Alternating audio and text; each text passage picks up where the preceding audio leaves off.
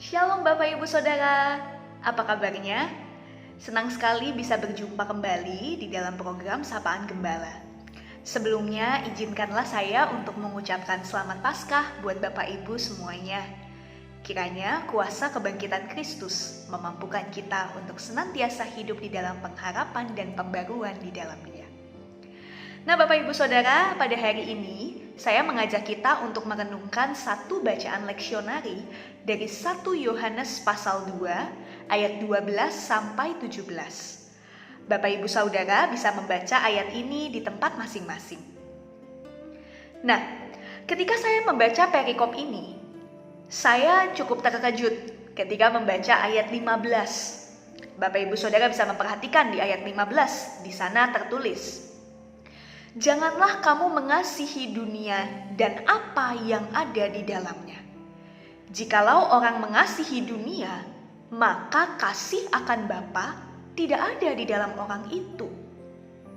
Saudara, dengan jelas dikatakan, janganlah kamu mengasihi dunia. Saya tidak tahu apa yang ada di dalam benak saudara ketika membaca ayat ini. Tapi mungkin sekali kita bertanya-tanya, apa sih maksud dari ayat ini? Mengapa kita tidak boleh mengasihi dunia? Apakah hal ini berarti bahwa kita harus membenci manusia dan lingkungan di sekitar kita? Dan bukankah kalau kita mengingat di dalam Yohanes 3 ayat 16, justru dengan jelas di sana dikatakan bahwa Allah mengasihi dunia. Nah Bapak Ibu Saudara, ternyata ada perbedaan pemaknaan terhadap kata dunia yang dipakai dalam Yohanes 3 ayat 16 dan juga di dalam ayat ini, 1 Yohanes 2 ayat 15. Kalau di dalam Yohanes 3 ayat 16 ketika dikatakan, karena begitu besar kasih Allah akan dunia, maka dunia yang dimaksud itu adalah umat manusia. Ya tentu kita tahu Bapak Ibu Saudara bahwa Allah itu sangat mengasihi manusia sebagai ciptaannya yang begitu berharga. Tapi dalam 1 Yohanes 2 ayat 15, kata dunia ini tidak bermaksud untuk menunjuk pada umat manusia. Tetapi budaya dan sistem yang dibuat oleh manusia yang kerap kali bertentangan dengan firman Tuhan. Nah itulah mengapa kalau kita melihat di ayat 16, 1 Yohanes 2 ayat 16, di sana dijelaskan lebih jauh. Hal-hal apa saja sih yang bertentangan dengan Tuhan? Ada 3 hal yang dituliskan. Yang pertama, keinginan daging, keinginan mata, yang kedua, dan yang ketiga adalah keangkuhan hidup. Nah, keinginan daging ini berbicara tentang segala ambisi duniawi dan keinginan yang egoistis. Keinginan yang hanya berpusat kepada diri sendiri. Keinginan daging saudara berarti kita tidak mempedulikan perintah Allah dan standar kebenarannya. Maka kalau di dalam hidup ini kita hanya mengejar kebutuhan pribadi, bahkan sampai kita mengorbankan orang lain, ketika kita menilai segala sesuatu di dunia dengan standar yang materialistis, maka di sanalah kita sedang menundukkan diri kita pada kehendak daging. Itu yang pertama. Lalu yang kedua, saudara, tentang keinginan mata. Nah, keinginan mata ini berbicara tentang keinginan untuk memiliki segala sesuatu yang terlihat oleh mata kita. Bahkan keinginan ini digerakkan oleh sebuah pemahaman bahwa kebahagiaan itu ditemukan dalam hal-hal yang bisa dilihat oleh mata.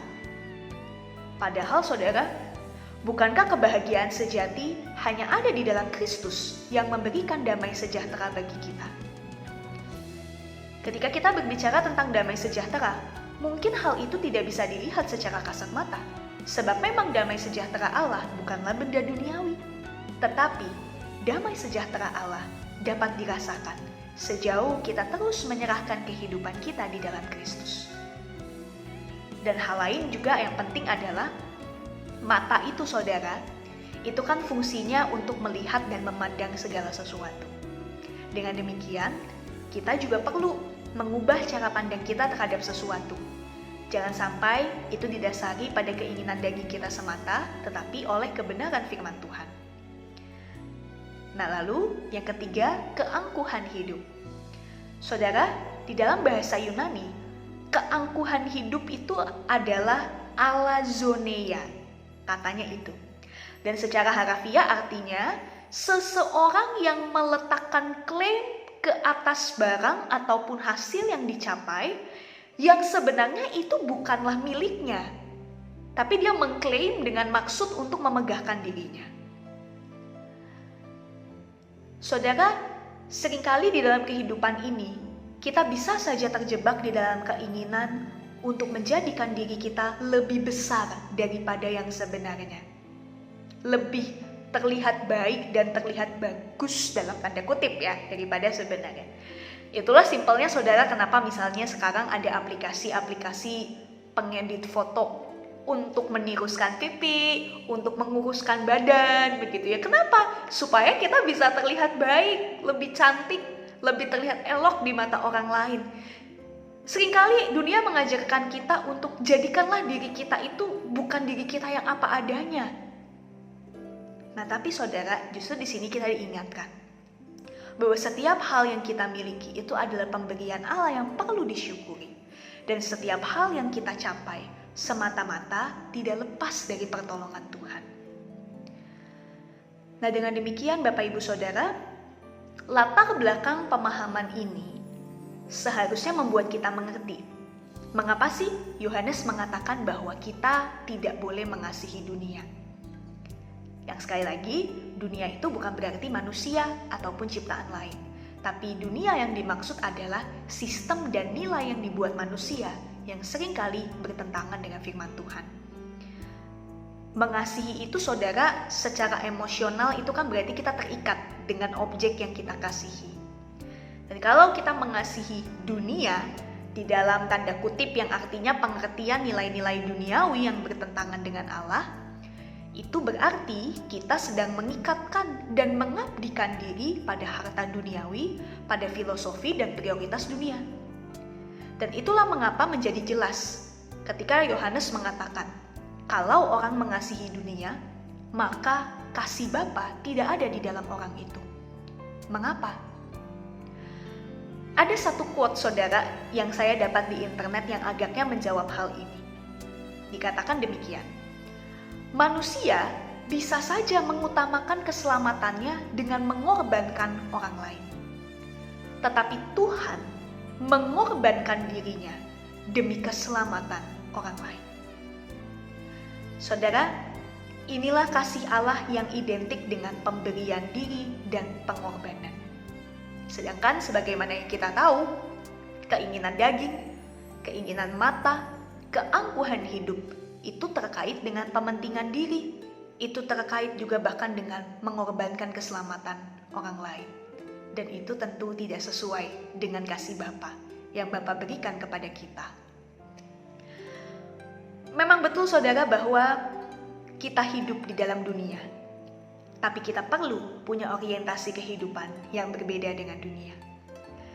Kita perlu hidup di dalam dunia dengan menjadi Christ-like people, atau hidup serupa dengan Dia. Menjadi serupa dengan Kristus tidak berarti bahwa kita harus menyendiri dan kita nggak bersosialisasi dengan siapapun. Tapi yang penting adalah bagaimana kita tidak berkompromi dengan dosa. Kita tidak hidup di dalam kedagingan. Sebab bukankah keberadaan hidup kita di dunia adalah untuk menjadi saluran berkat dan kitab yang terbuka bagi dunia. Saudara, kebangkitan Kristus yang baru saja kita rayakan pada minggu lalu mengajak kita untuk menjadi pelopor pembaruan. Sebagaimana Allah menjadi sang pelopor pembaruan sejati melalui karya keselamatannya, Dia membaharui relasi kita dengan Dia yang dulu terhalang oleh dosa, tapi sekarang kita telah menjadi anak-anak-Nya. Maka pada saat ini, marilah kita juga terus melakukan pembaruan di dalam diri. Dimulai dari diri kita sendiri. Lihatlah kebiasaan buruk apa yang masih perlu kita ubah, dan marilah kita hidup di dalam kasih Tuhan yang senantiasa memberikan diri, rela berkorban, maupun juga hidup di dalam kebenaran firman-Nya. Ingatlah saudara, bahwa segala sesuatu yang berasal dari dunia akan berlalu. Tidak akan ada satupun yang kekal. Tapi seseorang yang menjadikan Tuhan sebagai pusat kehidupannya, berarti ia telah memberikan dirinya dan mengabdikan dirinya pada hal-hal yang kekal. Kehidupannya memang terbatas, tapi teladan imannya tak akan terbatas dan dapat menjadi pembelajaran hidup buat sesama.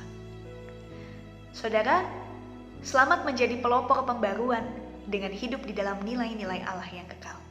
Kiranya Tuhan memberkati kita. Amin.